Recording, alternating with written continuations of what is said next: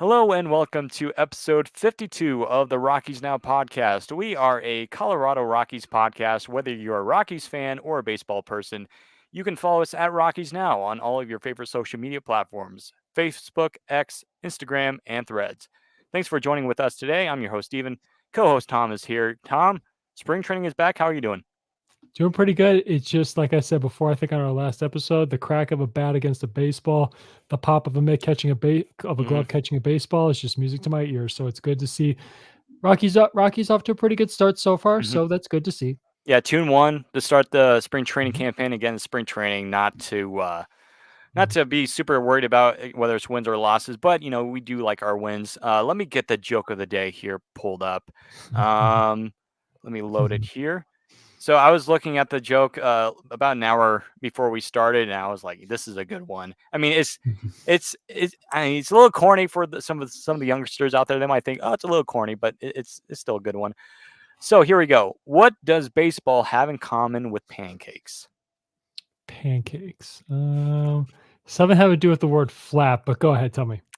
They both rely on the batter.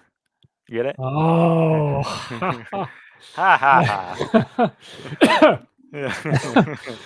that's actually pretty good. I thought it was gonna Yeah. maybe be flat like anything, but that's actually so I was close in terms of that, but that's actually pretty Yeah. good. I like that. That's Yeah. good. Again, folks, if you have a joke that you want to tell us, please let us know on our social medias. We want to hear it because again, I'm just like randomly looking on online for like baseball jokes. So if you have one, please send one in for us. So let's talk some Rockies baseball. Today we'll be talking about the pitchers, but then again, at the end of the show, we'll kind of talk about the quickly about the three games that have been played so far in spring training. So going into the pitchers segment of the podcast, um, as we get ready for opening day, which is almost a month away, uh, the pitching is obviously one of the big things for the Rockies in order for them to kind of bounce back from a 103 loss season. And to start with your rotation, again, this is something that we did a couple weeks ago when we posted our, rotation, I guess, predictions or projected rotation. Let me pull that up here. Okay, so at least this is I think most of us can kind of agree that this is kind of our ideal Rockies rotation going into spring training. Number one would be Kyle Freeland. I think he's probably the number one guy. You could argue that Cal Quantrill could be that guy up there too, but again, he's kind of struggled with injuries the last couple of years, especially last year. Struggled a little bit. He'll be number two, and that's Kyle Quantrill. Number three will be Austin Gomber. Number four, Dakota Hudson. I put him at four. Some people might say, we'll see. He could be a minor league guy, but I think Dakota Hudson could be an interesting piece. He's had good success in his career with St. Louis. We have him at four, and then number five is Ryan Feltner. And then, of course, you have a couple other guys like Noah Davis, Peter Lambert, by the way, pitched today, which we'll get to in a second. And those are really the rotation guys that I have. And it's nothing too pretty, but it's not terrible. I mean, considering what the Rockies were going with last year, where they had Jose Urena and they had to get Chris Flexen, Chase Anderson, off of free agency or waivers. I think even they had Nelson Lamet get some starts there as well. So honestly, this rotation isn't terrible. I mean, it's not ideal because you're missing Marquez and Senzatella, but it's not bad to start the 2023 season because again, it's a little bit of what ifs. A lot of these players, especially with Dakota Hudson and Cal Quantrill, you're asking the big question: what if this happens? Can he turn this thing around? And I really like Cal Quantrill. With the addition that you didn't have to get rid of much for him. You got rid of Cody Huff, who was a minor league catcher. He's going to be a decent catcher eventually in Cleveland. But I think he was somewhat of a decent trade because, again, the Guardians, they weren't planning to keep him. They dropped him because of their TV issues that they had. So I like that they kind of made that trade for Quantrill. So overall, I like the rotation. It's not pretty, but I like it to where it's right now, where it is right now because of the current injury situation with Marquez and Senzatella. Yeah, I would agree with you on the rotation. Maybe in terms of the order, I might go a little offbeat, a little, or maybe I don't know, maybe say off script. I do think Freeland will get the opening day nod, and call me. Yeah, I think Quantrill will be the number 2 guy, followed by Gomber's number 3 with Hudson, and I Mhm, think with Hudson at number 4, and I think Lambert will round out number 5. I think he had a good appearance the other day, pitching 2 innings. I think this is going to be this is going to be the year he's going to get his first opening day nod into the rotation and get his full shot to pitch every 5th day. And mhm, I do agree with you mixing Ryan Feltner and there will be, I suppose he has a shot at making this this pitching staff as a long man possibly. Um I do, and again, I'm preaching to the choir here when it comes to saying this. The thing I'm looking for out of the pitching staff this year is hopefully, and again, I'm preaching to the choir again when I say this, I am really hoping for good health because I remember at one point last year we had 13 pitchers on the injured list. It was just incredible how they could actually fill out a rotation, bring in enough arms to make starts every so often. So that's the one thing I really hope we can get out of this starting staff. And if we do that, can all of them pitch 120 plus innings? Can they all stay healthy enough to give us that longevity? Because, like I said, that was an issue last year, finding guys not only to make the starts, but eat up innings to allow Bud Black to manage the bullpen a little more with a little more, I should say, a little at ease or not as much, I guess, worry saying, okay, how many am I going to get 3 guys out of my innings out of my starter? Could I get 4? Can I get 5? Because that's ideally what you would like. If you could get 5, at least 5 innings out of every 5th day out of a starter, that's the ideal thing. So that's the big thing. I really hope that this starting rotation, whoever it is in the starting 5, can really give this team at least, if not the whole season, on a consistent basis, I would say.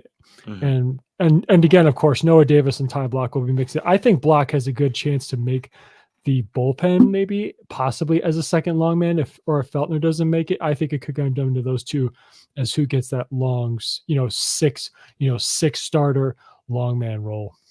Mhm. Yeah, and Block, again, like you said, he could be a guy that, let's just say, heaven forbid, that somebody gets injured. He can be that guy. Yeah, he had some pretty good starts last year. Again, the Rockies, they need some left-handed pitchers. You have Freeland, of course, and then you have Gomber. But if let's just say Freeland or Gomber goes down, you have Ty Block there at your disposal. Um, but yeah, like the Rockies, they do have some depth coming up. Carlson Palmquist, who had a really good start yesterday against Arizona. He could be a possibility. I still think he'll probably be somewhere in Double A, maybe in Triple A sometime this year for the majority of the season. But there's a possibility. There's a world where he could potentially make his debut this year. Joe Rock is another guy to keep an eye on. He got roughed up Mhm. a little bit today. But yeah, I mean, the Rockies, they have some depth coming up, but you really need to stay healthy, especially with Gabriel Hughes. He's going to be out for, I think, the start of the season because he had Tommy John. Jackson Cox, of course, he's a little bit down the list, but same thing. He had Tommy John, so there's depth coming, and there's some depth in AAA, with Jeff Criswell. And some other guys. So the Rockies, they do have some depth. And again, one thing I do want to mention is that we've had some comments and we've seen around the Rockies nation of sign Trevor Bauer, just sign Trevor Bauer. And to be honest with you, I don't see that happening. And like, listen, would be awesome to have Trevor Bauer. It'd be kind of cool. I mean, this guy has won Cy Young awards. He's, has had good numbers. But with what we're seeing around baseball, teams do not want him. And plus, it just it's the topic you don't really want to talk about much. But I just don't think that that's going to be happening soon. Of course, the Rockies, they definitely could use pitching, and who knows, maybe they could do something like that. But I don't think Bauer would want to come to Coors Field because of a lot of pitchers. A lot of free agent pitchers don't want to come here because altitude, man. They don't like that high altitude. I'm not sure Dick Monfort and the PR department wants to put up with the PR nightmare that's going to Mm-mm, come with mm-mm, signing him because whoever no. team signs him is have to answer the big question: why are you signing Trevor Bauer? Why are you bringing Mm, again? Even though he wasn't officially convicted or charged with a crime, or actually, let me rephrase that he wasn't convicted of a crime, yeah. you're still gonna have to answer to all that and everything. And keep in mind, this was a very controversial guy, even outside of what his legal issues were. He would get in fights with fans on social media. He would have issues with his managers, most notably one of the most well-respected guys in Terry Francona. I watched the game. I remembers he got frustrated and flung the ball to center field during a Hmm. game against the Royals at Kauffman Stadium. I've heard the guy is not. I've heard now. Good. this is only what you hear. What you hear and what's reality could be different. This guy is not the most pleasant of guys to be around. I'm sure Garrett Cole would have something to say about that. Wink. But what was I going to say? There's one more thing. And again, not to make light of his Cy Young, and not to say everything won during the 2020 COVID season was not worth much, Hmm. but again, it was against a very weak NL Central Division. If everyone remembers, during that season, you would only, if you, let's say he was in the with the Reds in the Central, you would only play the Central Division teams, and both Central Divisions were not powerhouses, but they weren't exactly weak, but they weren't exactly heavy no right. So again, it's, and also he was a forefront guy with the sticky stuff situation. I mean, remember the interview that he gave at Dodger Stadium in the dugout where he goes, "Hey, you see," and he had a ball hanging from his fingers. This is just Hmm. rosin and sweat. So who's to say he wasn't using it? And he would always talk about training methods in this. Well, again, I don't want to make this the topic of our episode here, but it would be a huge, Yeah. it's something that I think the Rockies should avoid, even though they're really looking for arms. Yeah, and I think you kind of touched on it. Like he's had clubhouse issues. Dodger teammates didn't want him to come back. Um, they were like that was like they were like, no, we don't want him back. And so just find that very interesting. But yeah, I mean the Rockies they have some options. Again, I think one of the biggest things for the Rockies is developing pitchers. And I know that there's fans out there saying, well, they haven't done that very well. You look back at the Rockies' top pitchers in the franchise history. Most of them have been developed pitchers. Ubaldo Jimenez, who came up through the Rockies minor league system, he was actually an international player that came up through the Rockies farm system. And Senditella, we know how good he came up when he was starting to come up. He was really, really good. Marquez, a bunch of these guys. So uh, there are guys out there. There's guys out there that are going to be awesome. They're going to be studs. It's just that they might be a little bit down the list in terms of the farm system, where they're whether in their single A, double A, but they're coming. But right now, the Rockies they're just kind of testing out some of these arms, and I think some of the additions that they've made into the starting rotation have been good. It's not terrible. Yeah, I mean, a lot of media, a lot of people that are baseball journalists they see the Rockies rotation, they're like, ugh, this is bad. For me, yeah, it's not great, but it's not terrible in my mind. It's definitely it's definitely could still use some improvement because you're really you know hoping that Quantrill can have a bounce back year and become the Quantrill that he was a couple years ago when he was with Cleveland and when he was arguably one of the best pitchers in the American League. And then with Dakota Hudson, he's kind of struggled with command a little bit. He struggled with walks in St. Louis, so that needs to improve. So a lot of writing on these guys here. So I guess that's our rotation. Again, there might be some other names that we could mention, but for time's sake, we're gonna kind of move on from that. So moving on to the bullpen, which there was an interesting stat. So I don't think I mentioned this. So a follower of our page, Lux, who he might be watching tonight. So Lux, if you're watching, hey, thanks for the heads up. But he sent me a DM. Was it about a week or two ago? And he was saying how was it a year ago? The Rockies they blew 33 or 34 saves last year, and all those leads were like from the seventh to the ninth inning. And if you get rid of all those blown leads from inning 7 through 9, the Rockies would have had was it like a 90-72 record? That would put them in the playoffs. And so the bullpen, surprisingly, last year was one of the better parts of the team, especially early on in the season. In the second half of the season, it really struggled because a lot of these guys were already injured, and so they had to come in and help some of the other guys that didn't have great starts. Um, you know, I, I think the bullpen definitely needs to still improve, but and I know some people are like, we need a closer. Well, I think the Rockies already have one. They just need to develop it, right? And I think just looking at Arizona, all right, like I know they're position players, but look at what Arizona did. They didn't, with Corbin Carroll, with Alec Thomas. I guess you can talk about position players too, but really, when you kind of talk about players, you're really talking about the pitchers too. The Diamondbacks let those guys play. They didn't like put them in AAA. They didn't like give them like maybe a couple starts every couple months. No, they played almost every single day.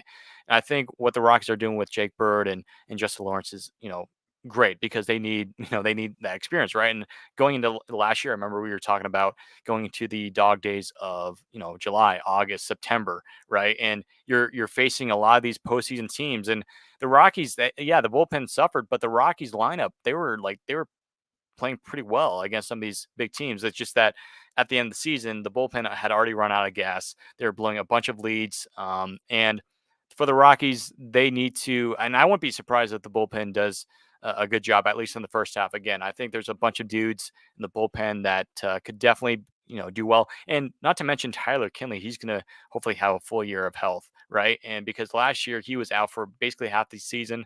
And then Lucas Gilbert, he'll be coming back sometime this year. That's good. So, there's definitely some guys, and there's going to be some newer guys. Jalen Beeks, who we got from waivers from Tampa early in the offseason. And then Jeff Hartlib, who we got from, I believe, the Mets, who he played for the Mets last year, I think. I like him. He looks kind of an interesting right-handed pitcher there.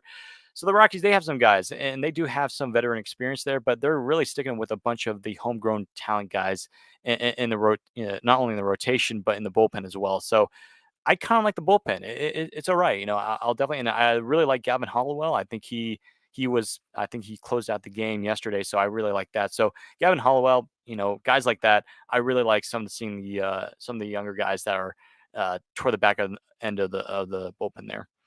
So that kind of gives me a little hope that the bullpen will be good this year. We'll see, but just can't give up those blown leads in the seventh through the ninth inning right there. So. And the one thing they say about a baseball game, the hardest 3 outs of a baseball game are the last three. Mm-hmm. So, yep. and again, it's easier said than done when it comes to finding a lockdown closer. But I think personally, this is the year of transition. Nothing against Daniel Bard. It's a heck of a story he's had in his life, from being a cast off to just resurrecting his career, dealing with his issues with mental health. We've all had our struggles. I've had my fair share, so I understand where he's come from, especially considering he's an elite level athlete. I commend the guy for what he's done. But I think this is gonna be an official transition year from him as the closer to. I think Justin Lawrence is officially not gonna earn that role. I think he is going to be the ninth inning guy, and he's going to have his full on chance to get every opportunity to show his worth in that role. And I mentioned this, of course, before we jumped on the podcast. Victor Vodnik, the guy who we got from the Braves. I'm really intrigued to see what his role is if he does make the bullpen out of spring training, which I think he will. Mm-hmm. What sort of leverage role is he going to be? The seventh inning guy? Will he be a sixth inning guy? I think ultimately that's where the highest level he'll reach here is the seventh inning. But I'm interested to see what kind of situations Bud Black and the coaching staff want to put him in. How high a leverage is he going to get to start it if he makes the roster. Another guy I'm also interested to keep my eye on is Evan Justice, because looking at the Rockies' current 40-man roster, you have two lefties, Jalen Beeks and Evan. Just those two. Sorry. I can't speak. Jalen Beeks and Evan Justice. I'm twisting my tongue a little bit here. So I'm very curious to see what Evan Justice's role this year, being the only other lefty. Will he make the rush? Will he make the bullpen right out of spring training? That'll be interesting to watch. And I agree with you, Gavin Hollowell, excuse me. I'm interested to see what kind of opportunities he gets, because he was on the Rockies' top 30 prospect list all of last season. So that'll be interesting as well. And Tyler Kinley, hopefully he's best for the full season of health, so he can probably get a chance to earn some high leverage situations. And then who was the other guy? I was also I'm trying to look for his.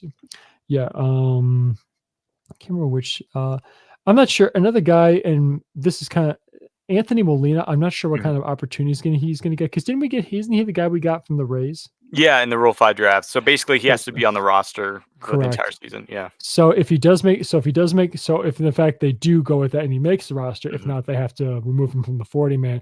Yeah. If he makes the 26-man roster out of spring training, what opportunities does he get? And this is kind of interesting.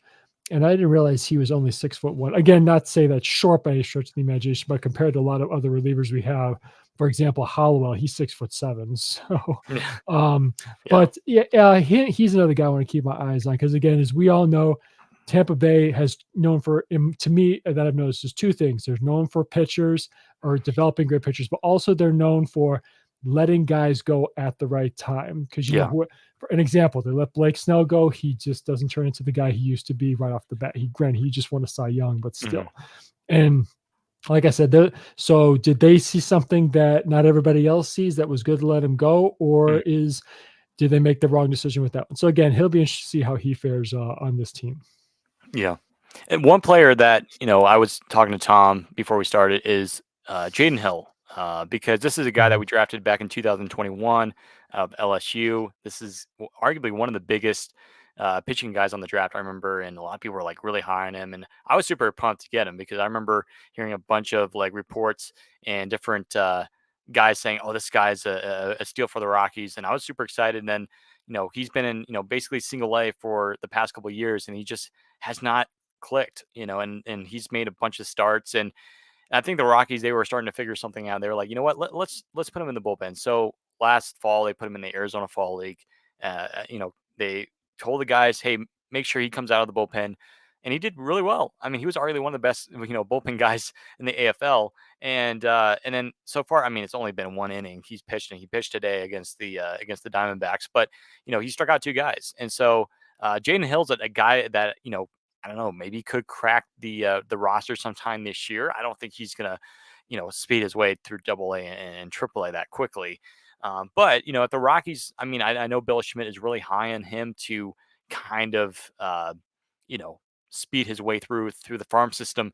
If Jaden Hill can do that, man, you're talking about a guy that could be really solid late in the innings, like seventh, eighth, ninth guy, maybe even closer. I don't know, but for me, Jaden Hill's more of a guy that could come in, seventh, eighth inning, maybe in sixth inning if they need, some work there as well. But he's the guy to watch out for. I guess another guy that again, Nick Mears. I think we got him last year from Pittsburgh. He kind of had a rough year, but he had some decent numbers. Nick Mears so far has looked good this spring. Again, there's only been like a few games that have been played, but um, and I like how you said Evan Justice. He's an interesting guy as well. But really, I really can't wait to see what Gavin Hollowell does. I think he's going to make the bullpen. Um, again, we'll see. But I'm looking at some of the other guys in AAA. I there's a possibility maybe Dugan Darnell, who is a follower of our page. Shout out to Dugan. Darnell, I believe that's his name. Sorry, Dugan, if I'm botching your name there. Uh, I'm really excited to see him. Maybe make his debut this year. I think there's a possibility. I think he was down in AAA for a while last year. So keep an eye on him. So yeah, I like, again, the bullpen for me. I kind of like the bullpen. Again, it's young, but last year at the end of the season they got their experience. It was a lot, but it was it was experience for sure. And then of course I think you mentioned Ty Block. He could be a long inning guy. That needs to come in maybe the fifth, sixth inning to get pitch one or two innings. I think Block could definitely be on there, but I think for me Block will probably be in AAA to start the season. We'll see. I know he was on the opening day roster last year. And then Matt Cook, who the Rockies brought back, I liked that signing of bringing him back. He was actually pretty good last year, because I remember he was a top pitcher for. I believe he came up through the Arizona Diamondback system a number of years back, and then he went to Seattle and now with the Rockies. And Matt Cook is an intriguing guy, and I really liked how the Rockies kind of gave him a chance last year and be a part of that bullpen. And he was solid. He kind of reminds me a little bit of Daniel Bard, a little bit the way he kind of delivers the ball and kind of sets up a little bit of Daniel Bard there. And then speaking of Daniel Bard, got to feel bad for him of what he's been going through, like you said, with his mental issues, and of course with his injuries as well. And if this is his last year, because I think this is the last year of his contract with the Rockies, I'd like to see it end well. And I wouldn't be surprised if the Rockies would bring him back on in some way to be part of the organization, like in terms of pitching, like for pitching development or whatever, something like that. I'd love that because we saw how good Daniel Bard was in 2022. Of how good he was as a closer. So again, I like the bullpen where it's at. The rotation, it's fine. It's nothing to brag about necessarily, but the Rockies, they have experienced pitchers in the rotation. However, you would like to see some younger guys to kind of get their experience there. But Ryan Feltner, he's still young. Peter Lambert, he's still young. And then another guy that I guess will kind of finish out the pitcher segment is Ryan Rolison, who, good news. Fingers crossed, he is going to be pitching sometime in April, according to Bill Schmidt. So we won't see him in spring training per reports. Again, check that out if I'm wrong. But um, Ryan Rolson, he should be coming back soon in the next month or two. He could be again. It's asking that question: can he stay healthy? Because this is a guy that they got in the first round, I think, some years back, and he's still relatively young. But again, if these injuries continue, I don't see the Rockies hanging on to him anymore because the Rockies, they're kind of moving past him, I guess, but I guess they're kind of giving him one more shot of like, hey, we like you, just please stay healthy, and we want to give you a shot. And I think Ryan Feltner, I mean, not Ryan Feltner, Ryan Rolson, I think they've given him a few spring training starts in the past, and there's some promise there. He has some nice pitches, and I remember when he was coming up through the Rockies farm system of him pitching in Lancaster when they used to have the Lancaster Jethawks. I think that was their team name. That they used to be affiliates. I don't think they're affiliates anymore. But I remember watching highlights of him in Lancaster and how good he was, and I was really excited about for Ryan Rolson because a lot of people thought he was going to be a rotation guy, and it's just the injuries have really derailed his career in terms of the minor leagues. So hopefully he can kind of bounce back and be healthy moving forward. So I guess those are my final thoughts for the starting rotation and the bullpen. Yeah, those are my final thoughts too. It's again, like I said, I'm gonna echo my sentiment again. Hopefully, with good health, we can be or blessed with as good a health as we can. And like I said, the one thing I'm keeping my eye on is just can the rotation give us consistent starts of at least 5 innings? Because like we said, it was I give Bud Black a lot of credit. Again, he's a Yeah. former pitching coach. He did a great job managing everything with what he had. So hopefully he's blessed with fewer injuries to navigate his pitching staff.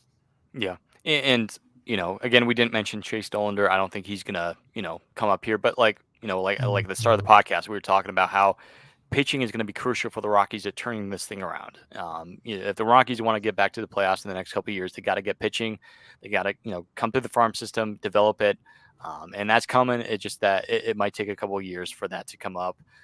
But pitching is and plus when that does happen, and if it does happen, if the Rockies kind of get back into that window of contending, you're still going to have guys like Freeland, who's kind of been there. He's been in the postseason race before. Senzatella, Marquez, those guys have been there before, so that would be a positive for the Rockies. And then So, I guess the one thing we're all going to eagerly keep an eye on is the recovery of German Marquez. I definitely am going to keep an eye on it, see how he progresses, and and of course, I'm going to be happy to see him back. If when he makes it back, it's going to be a sight for sore eyes for sure. Yeah, I think Bill Schmidt said something about July. I think July or August he'll be back. I was about to say last update. I thought I saw August, but I could be wrong. Yeah, and then Senzatella, I think he's out for the year. I think it was because you don't want to bring him back. And here's the thing with Marquez: it's awesome seeing that he's throwing, bullpens, and that's great. But there's a small part of me that says like, I don't want him to get hurt. Like he's doing a bullpen and he just tweaks something. I don't want to see that because we've seen that in the past with spring training. I think last year. This kind of started the whole thing with Marquez. I think last year in spring training, there was a bullpen that Marquez was throwing and he tweaked something. It was like his hammy or something. And I think he missed a start or two. And actually, I think it's the reason why he didn't pitch in the WBC, if you remember correctly, because he was going to be pitching for, I think, Team Venezuela, was it? And Venezuela, yeah. Yeah, and he tweaked his hamstring or whatever it was, and he couldn't pitch because he was on the injured list. I remember he was just so discouraged about that because he wanted to pitch in the WBC, and I know Kyle Freeland, he was able to do that. And I know Kyle Freeland, he was really pumped up about doing that. But Marquez, for me, I'm happy. Again, I'm happy that he's like throwing and doing bullpens. And same thing with Senzatella. I think I've seen some videos of Senzatella kind of doing light toss, which is great. It's just that kind of hold your breath and say, please don't get injured, don't tweak something because we need you to be healthy for 2025 and moving forward. So again, keep your eyes on Marquez and Senzatella this year. I think real quick, just last, I think they've already sat him down and got him to understand, hey, you don't need to push yourself. You don't, if you don't come back this year or don't come back until September, don't feel bad about it. I think they Mhm. just said they've sat him down and had that conversation, and I think Yeah. he's bought into that fact. And plus, also to your point about the WCBC, at least it's not as bad as what happened to Edwin Diaz. I mean, Edwin Oh, Diaz. yeah, and Oh boy. well, I'm happy that he's gonna be back because, I don't I like to tease about the Mets. I don't like the Mets, but I'm so happy that he's back. I love the trumpet, music that Timmy he comes Trumpet. out. Yeah, yeah, Timmy Timmy. trumpets. Timmy. Yeah, I was Timmy listening to the Trumpet. video the other day, and it's like, man, if I was a baseball player, that would be my walk-up song, or either Yeah. that or either the Chicago Bulls intro music. The By Alan Parsons Yeah, Project. that would be something that I would walk out. That would be my walkout music. But those would be my top two. But man, it's happy that it's good for baseball that Edwin Diaz will be coming back I agree. for the Espe- Mets, and that might give him some more wins because Oh yeah. they needed him last year, and they blew a ton of leads last year, and that's why the Mets were Yeah. last year. Well, Um, plus also, I'm yeah. sure Steve Cohen's going to be happy that he's going to be that those checks are going to be going to a guy actually on the field now. Yeah. I'm just kidding on that, but it is an interesting Yeah. question. Who's going to get more saves, Edwin Diaz or Josh Hader, Ooh, or yeah. Devin Williams, or even I throw Devin Williams in that conversation Yeah, too. Devin Williams, he's been like the setup guy for Josh Hader for so many years now, and so now he gets that Mhm. opportunity. He gets the chair of closing out those games. So The yeah. hot take, if I had to pick between those three, hot take to everyone out there, I would take Devin Williams. hmm Yeah, and again, our predictions will be coming out in a few weeks, but I think Mhm. the Brewers could shock some people because I know some people are like writing them off as not going to be very good. I mean, they got Reese Hoskins, who's going to be coming back from injury, still a solid ball player. But the Phillies, I mean, their roster is so stacked with Harper at first base. Like, there's no room for a Hoskins. I mean, I'm sure a lot of Phillies fans are going to miss him, but Yeah. I think the Brewers might actually be a decent team. I think they're going to be probably like a third, fourth place team this year with that division. Man, it's going to be so fun to watch. Don't, But yeah, but specifically about the Brewers, don't count out their new manager. He's actually a very smart yeah, Pat baseball Murphy. man. Yeah, Don't yeah, very count good him out. Murphy. Yeah. He's a council protege, and he's a very smart guy. So Mhm. again, to everybody out there, don't discount him. Yeah. Again, we'll get into more discussion about the National League Central and all the other Right. divisions once we do our predictions. But um, Just kind of a let's preview, yeah, just a preview for our listeners. yeah, just a little preview for our little, listeners. Yeah. just a little taste. Yeah, and so don't think anything. Don't say, "Oh, Steven said the Brewers are going to finish it." No, just wait and see. Um, moving on to our last segment of the night. Let's kind of talk about the three spring training games that's Mhm. happened over the last couple days. So yesterday the Rockies had their first spring training game, and then today they had split squad, two games against the one of them was against the A's, and the other one was against Arizona. And talking about the first game, so first game, I was like, okay, we're playing against Arizona, well, the defending National League champions. It might not go very well because, again, I mean, Arizona, they played the World Series just like I feel like just a few, like the offseason was long, but it kind of feels like the World Series just ended yesterday because the World Series was, I think, in early November, it like ended in November. And so I was like, yeah, we're probably not going to do well. And plus, a lot of our younger players are playing. But honestly, the pitching was really good. Like I mentioned, Carson Palmquist pitched 2 innings, surrendered, I think, only one or two hits, got a walk. It surrendered a walk, but got 4 strikeouts against some really good hitters. So that was really good.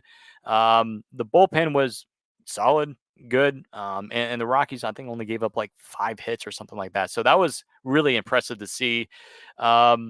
So yeah, like, and not to mention 16 strikeouts by Rockies pitchers, which, by the way, last year the Rockies, that was their season high in a season game. They had 16 strikeouts in a game, and so to see 16 strikeouts in the first day of spring training, I like that, and especially coming from a lot of younger guys in the bullpen. So I like that. And offensively, not a lot of offense. The Rockies didn't get a run until the fourth inning when Elias Monty hit what was it, 449-foot bomb to left field that hit the concourse. That's something that we kind of saw last year in spring training, and love to see that. And then Jordan Beck and Brenton Doyle got some big knocks there as well to drive in some runs there. So the Rockies went 3-0, and so that was nice to see.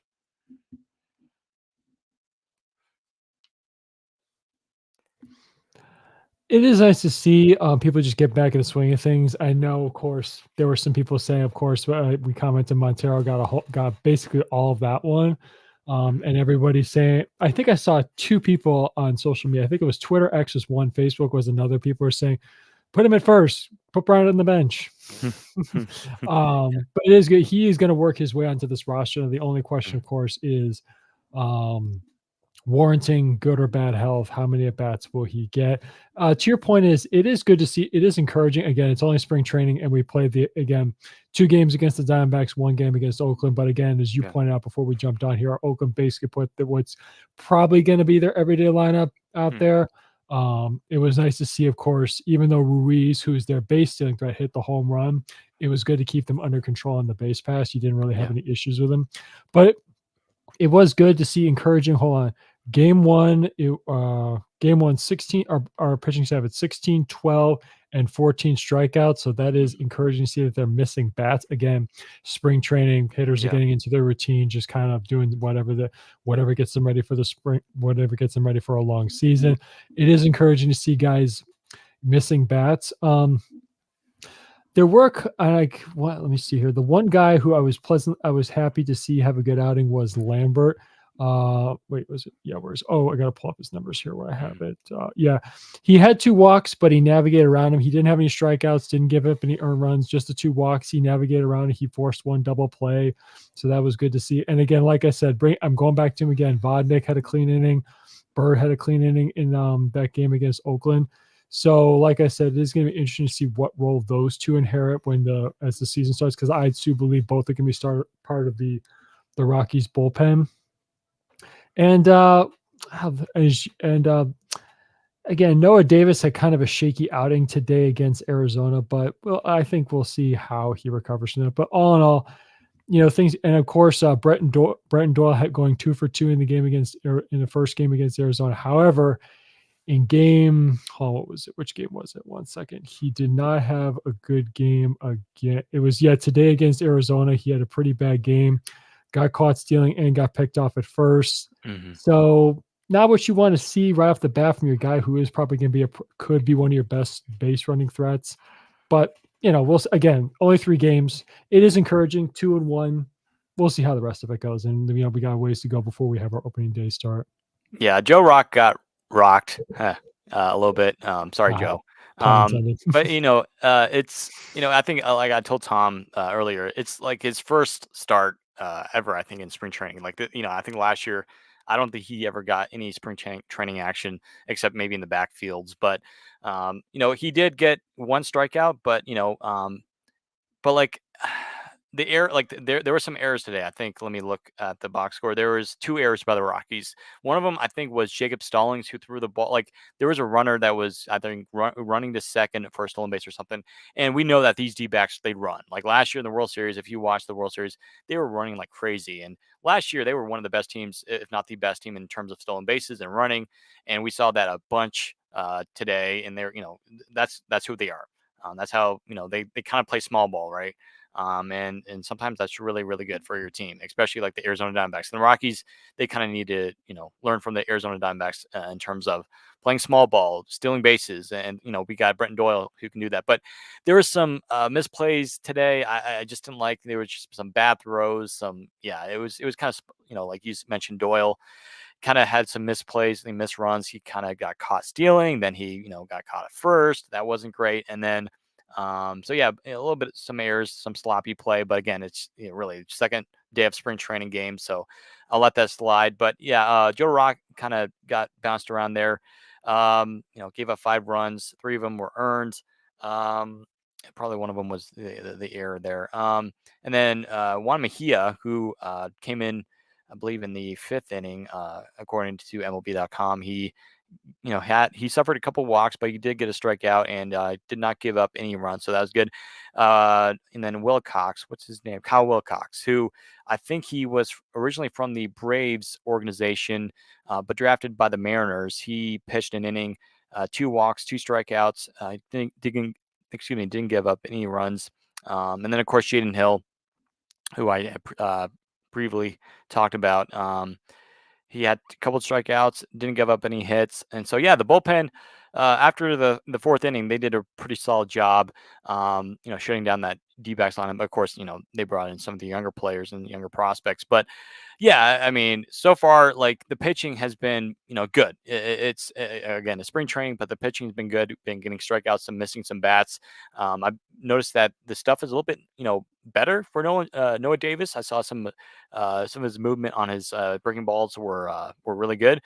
So yeah, again, keep an eye on the spring. I mean, again, it's spring training. I feel like almost every single year we kind of see like the first few days it's like a low scoring games because again it's late February, still kind of of course it's Arizona because it's 70 to 80 degrees down there, but players are still getting adjustments, especially the hitters. So I think that could be a part of it as well. But it was good to see offensively. I feel like it's been somewhat of a slow start for some players, especially some of the veterans. But it's been nice to see that Yanquiel Fernandez, who got a home run today, 419-foot home run to right field. That was really really cool. And then he had that little nice bat flip at the end. And then Elias Montero had that big home run in game one. And then Michael Toglia, who this game was not broadcasted, by the way, but Michael Toglia hit a home run against the Oakland Athletics in the first game today in Mesa, Arizona, at the A's ballpark at their spring training facility. So that was nice to see. So, you know, like you were talking about, Tom, earlier, it's just that some of these players, they might be kind of like trying too hard, I guess, to make their opening day roster. They want to make an impression, which obviously in spring training, a lot of younger players are trying to do that. But you just don't want them to do it too much to where it's just like they try too hard, and then once the season comes, they just don't do well. And with Toglia, he's kind of still struggling with strikeouts. Again, it's small sample size. He's only had like a handful of bats so far in spring training because there's only been like he's only played in like 2 games. But basically he's struggling out and then hitting home. Hit that home run today. So Toglia, it just he's still that question mark. Can he cut down on the strikeouts? Brenton Doyle, he going back to Doyle here, he's having a good start, but again, like today, he kind of struck out on a pitch that he struck out last year a lot, with that slider away or breaking ball away. That needs to stop. So yeah, I mean, there's some nice players to keep an eye on. Jordan Beck, who I really, really am excited about. He's looking so far so good this spring, and then Yanquiel Fernandez, like I said, he's looking pretty good as well. So but yeah, Toglia, he's got to cut that down. And then Montero, again, he hit that home run. But it's just that at the start of last year, especially in the first half of the year, Montero actually got sent down to AAA because he wasn't doing so well. And then once in the second half, he kind of came on and started hitting bombs left and right at the end of the season. So I don't know. What are your thoughts on Montero and Toglia as we head into spring training here? Well, given that the number of at bats, given that, well, two part answer with the infield, you could say being somewhat set at this point with Bryant being the everyday first baseman. Montero, I think, understands that his only way to crack his way onto this lineup is either as the DH or to be the backup corner infielder to Bryant and McMahon. So the at bats that he could get could be scarce. So in terms of the season, so I think he's taking advantage of every opportunity he can to say, "Hey, I can be productive contributor at the major league level. You don't have to send me to Albuquerque to be the everyday first baseman." You could say. With Toglia, I think it's a little different. He is really trying to press because I think he, as well as everybody knows, that right field is not, and that left field is set in stone with Nojo, and then center field is Brenton Doyle's spot to lose. Right Mhm. field is wide open. I mean, nobody's running away with it, whether it's Burchard, Goodman, or him. It's basically, you could say, I don't want to say a toss up and you just flip a coin and and basically go for, or that wouldn't make any sense, or flip a three-sided coin, or however you want to put it, and say Yeah. whichever one it lands at, or pick a name out of a hat at this point. Because, and so I think in terms of, as you point out, yeah, Toglia does have that home run, but his other three at bats were non competitive at this point, you could say. So he's just pressing because he wants to show, hey, I'm a value. I can play the position. I'm a switch hitter. Whereas Goodman and Burchard are righties, so that adds some flexibility for Bud Black in terms of lineup construction. Mhm. But at the end of the day, it is early. I think he just needs to sit back, relax, and maybe he'll end up being the guy who wins it. I would say most of Rocky's issue, most critics, or I would even say Thomas Harding, not to try and say what I think Thomas Harding would say. I think him and any other beat writer for the Rockies would say he's the long shot of those three. Who knows? Maybe he could surprise everybody, and it's going to see. But in terms of those two, they're just trying to take advantage. And Montero's they're both off to different starts, whereas Montero seems more his at bats seem a little more productive, even if he doesn't get Mhm, record a hit or record getting on base. Whereas mhm, Toglia just, I don't want to say seems lost, but he just seems he's still trying to find his groove. mhm. Yeah, we have a comment here from X from Ethan. Ethan says, "How do you think our AAA Albuquerque Isotopes are going to do this year?" Um, Honestly, like I don't really cover. We don't really cover the Isotopes, but I think it's going to be you generally over the last couple of years, especially when it comes to the prospects. If there's a bunch of the top prospects in that on that team, generally you might see that team do pretty well. But I think we're going to see them kind of struggle this year. Especially in that altitude. I think Albuquerque might be even higher than Coors Field in terms of elevation. And I feel like whenever, and just, I mean, look at the numbers. If you look at the guys that have gone to AAA for the Rockies in terms of pitchers, a lot of them have inflated ERAs because, Mhm, Albuquerque is very high up. And the mhm, Pacific League, which the league that the Isotopes are in the minor leagues, it's a hitters friendly league. So, expect to see a lot of offensive numbers for a lot of mhm, hitters. So we'll find out. I mean, I want to say like this was a number of years ago. This was back maybe when the Rockies were in the playoffs in like 2017, 2018. I want to say the Isotopes were actually really, really good in the playoffs. They were in like in the minor league playoffs, but ever since the Rockies have been in this rebuild, they've been kind of not so good. But we'll see. But I think they're probably gonna have a bad year, but I mean, again, we'll see. It's the minor leagues. It's not like Major League Baseball. We'll find out. But Ethan, thank you for your comment there. But yeah, going back to talking about some of these players like Montero and Toglia. Before we end tonight, another mhm, player I wanted to quickly talk about is Zach Veen, who he's gone hitless in his first few games of spring training. I'm not really worried about that. I'm actually really happy that he's healthy. Of finally, and he's getting some playing time. And I noticed that in the games that that we're seeing that he has kind of like that wrist guard on his hands. Of course that on his bat, which is good because I think that's the same hand that he hurt last year. He was had that ending surgery there, so at least he's that's protective. And yeah, Zach needs to stay healthy because again, this is a guy that we talked about last week. If this guy can stay healthy and if this guy can hit well, which he's done before. I mean, before he got injured last year, the guy was hitting, really, really well. He was getting on base, has power. So if Zach Veen can stay healthy, he's going to be all right. And I think I'm really excited to see him. He's probably going to start the year in Double A, according to Bill Schmidt. So yeah, Zach Veen is going to be exciting to watch. And then, of course, other guys like Benny Montgomery, another guy I mentioned last week, he'll probably be starting in Double A as well. So I like some of the younger guys that we're seeing. But again, you just don't want to see them get pressured and worried about getting a roster spot. And I know Zach Veen, in a recent article by Patrick Saunders, was talking about how he wants to be on the roster so bad. He wants to be on the team so bad. He wants to contribute with Nolan Jones and Britton Doyle in the outfield, which is awesome. But first he's got to stay healthy and he's got to hit. And I think he'll do the latter. He'll hit. It's just that the question is, can he stay healthy? And overall in his minor league career, he's been healthy. It's just that last year he had that misstep of having that season-ending surgery, which was really costly for him in his development. And maybe even trying to get to AAA last year, but unfortunately that didn't happen. But we'll see what happens this year. I think he'll be fine. He'll be fine. So. I think, and then there's another guy. I forget what was his name. Again, Jimmy Herron. Keep an eye on him. I know he's been in AAA for the Rockies, but uh, there's some other Jordan Beck who, like I said, he's had a good camp so far. Keep an eye on him. Fangraphs had him starting the year at AAA, but according to Bill Schmidt, he said that he might be starting in AA. But again, if he has a good camp, I think Beck could go pretty deep.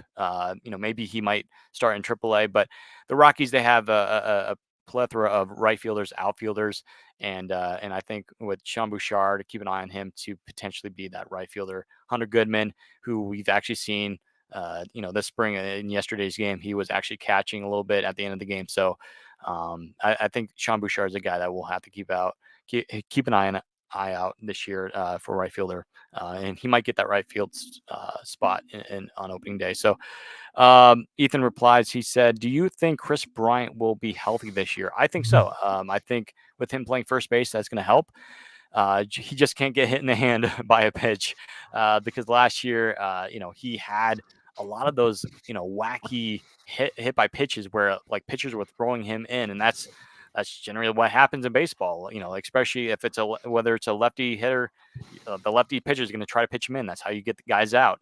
And for Chris Bryant, it was just so unlucky for him to get hit by pitch. I think he got hit twice last year in the hand, and Mhm. it's just so unfortunate. It was just, you can't really help it. I mean, it happens. And so I think he does. And I know, Tom, you gave your predictions a few weeks ago, how, he might, how you think he's going to play 145 games. I think he's going to maybe play more than that. I think he's going to maybe be right around there. He might have like 1 or 2 games where he might have an illness, or he might have pulled something, but I think he'll be fine this year as long as he plays first base, because it's really the safest position to play on the field for him, at least.